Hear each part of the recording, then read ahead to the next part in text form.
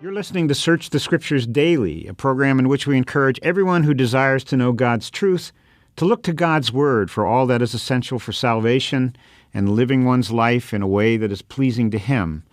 We're continuing our series on the emerging church movement in this segment of our program, and if you're not familiar with this trend in evangelical Christianity, it's perhaps the fastest growing movement in the church today, especially among young adults. It's drawing mostly those between the ages of 18 and 30, and particularly those who have been turned off by seeker-sensitive or purpose-driven churches that were heavily involved in the church growth activities. And a claimed goal of the emerging church movement is to introduce what they call a reinvented or reimagined Christianity to the world, and particularly to our youth culture, which is really heavily influenced by postmodern attitudes, beliefs, and practices. Dave, to begin with, I guess I need to reiterate that there is a diversity of beliefs among those who are on board the emerging church movement, and some seem to be dabbling in it, while others, they want to maintain the whole program. They really want to get involved, but there are those who, conservative Christians, churches, who kind of like some aspects of it, and they're getting on board. And what I'd like to discuss today is some of the aspects of the emerging church movement that are attractive to young people. Now, first of all, as I said, many are turned off by the worldly influences that have been introduced into their evangelical churches. Of course, I'm referring to seeker-friendly, seeker-sensitive programs, purpose-driven. Many churches have gone heavily into the purpose-driven movement, and so they're very popular, especially among the larger churches that can afford the different programs, and it can be pretty expensive. But aren't they going to get worldly influences in this movement, too? Well, Dave, I don't think there's any doubt about it. I think it's both movements are really consumer-oriented. You give the young people what they want, and you give the older people commercial music, country, whatever venue they like. Mm-hmm. Dave, here's my question. The young people are saying, well, these seeker-friendly movements, they lack a reverence, a spirituality that they want. What would you say to that?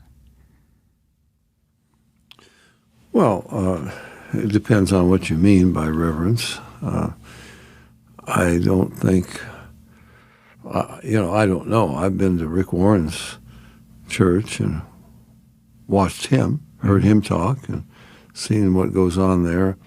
I didn't find a lack of reverence, but if you want something like in the Orthodox Church or the Catholic Church, you want liturgy and so forth, then you would probably call that irreverent.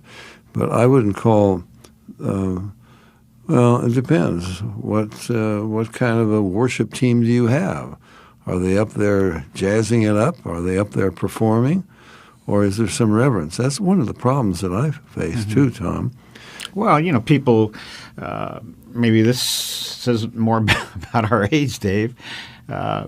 You see guys in there with ball caps on. You see people drinking lattes, getting comfortable. And you can say, well, come on, Tom, you're being old-fashioned here. Well, what I'm getting at, and maybe it's because I grew up in Roman Catholic Church for 30 years, and not that it was really more spiritual, but it gave you a sense of awe and reverence for God in the environment you were in, as opposed to something that's so casual. Oh, wait a minute, yeah, we're just kind of here. Well, Tom, to me, it's pretty simple.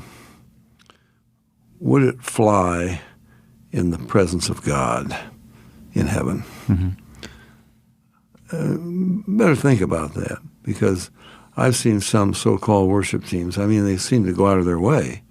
We got the new must look for the hair now, for example, or I don't know, you got to have jeans with holes in it because then you're with it. But or performance is a big deal. It is a performance. But I have an objection. I'm going to anger some people out there. They'll say, well, we're not going to have you back again. But I have a problem with this whole worship team idea. It's kind of like, okay, now we're going to worship. And in order to worship, we got these guys and gals up there, and they're going to sing some songs, and that will bring us into worship. I can tell you, I was raised in a fellowship. Doesn't mean that this is the right way to do it. But I'll tell you, we had reverence. Mm-hmm. We remembered the death, burial, and resurrection of Christ with the bread and the cup every week.